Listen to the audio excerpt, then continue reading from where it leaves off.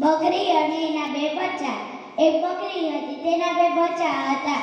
એને વિચાર્યું કે મારે તો ઘર બનાવવું જ જોઈએ, કેમ કે મારે બે બચ્ચા છે. હું ક્યાંક ચરવા જાય તો મારા બચ્ચાને કોક ખાઈ જશે તો એ તો પછી રોડ વચ્ચે બેસી ગઈ. અને ત્યાંથી એક શેરડીવાળું ગાડું આવ્યું અને શેરડીવાળો ભાઈ કહે છે, એ બકરી તું સાઈડમાં હટી જા, નકર તું મારા ગાડા નીચે ભીજાઈ જાય. તો પછી બકરી કહે છે, બકરી કોને કહે છે? બકરી બેન નથી કહેવાતું તારથી? તો પછી ઈ ગાડાનો ભાઈ કહે છે કે સોરી બકરી બેન, મારાથી ભૂલ થઈ ગઈ, હવે મારાથી નહીં થાય. બકરી બેન તમે સાઈડમાં હટી જાઓ, હું તમને થોડી શેરડી આપી. તો પછી બકરી ઊભી થઈને સાઈડમાં વહી ગઈ અને ગાડાવાળાએ એને આપી દીધી શેરડી. પછી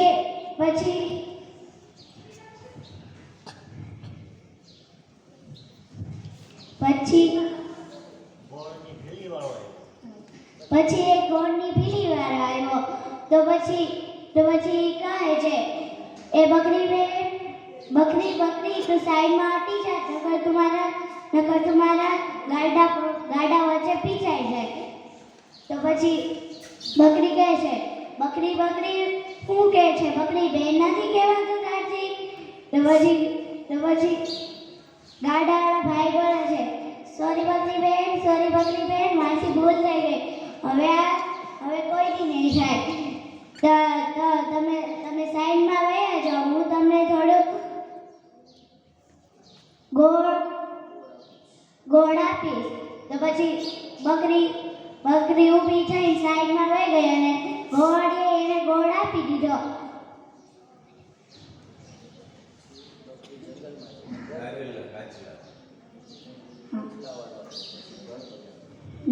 પછી વાઘેરો પાછા આવ્યો.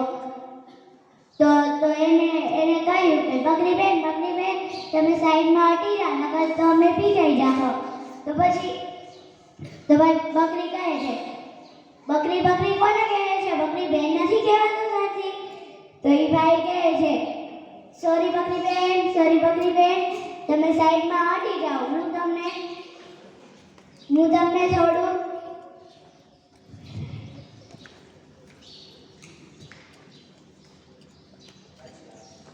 તમને થોડું કાચલા આપી. તો પછી સાઈડમાં હટી ગઈ ને એને કાચલા આપી દીધા. પછી બકરીએ ઘર બનાવ્યું. પછી બકરી કહે છે એના બચ્ચાને કે તમે આ ઘરમાં રહેજો, હું થોડી ચડી આવું, સાંજ સુધીમાં આવી જાય. તો એના બચ્ચા હા કહે છે. તો પછી એ ગઈ. પછી આ બધું એક સિંહ જોતો હતો. પછી બકરી ચડીને આવી. પછી એ બધા સૂઈ ગયા. પછી બીજો દિવસ થયો તો ત્યાં તો કહે છે કે બેટા હું આજે ચડવા જાઉં છું, તમે આ ઘરમાં રહેજો. તો પછી બકરી કહે છે હા, બચ્ચા કહે છે હા. તો પછી બકરી ચડવા બેઠી ગઈ. પછી સિંહે આ બધું જોયું. તો એને વિચાર્યું કે હું બકરી જેવો અવાજ કાઢું. તો એકવાર બકરી જેવો કાઢો અવાજ ગયો. તો એકવાર અવાજ ના કાઢી શક્યો અને પાછો વયો ગયો.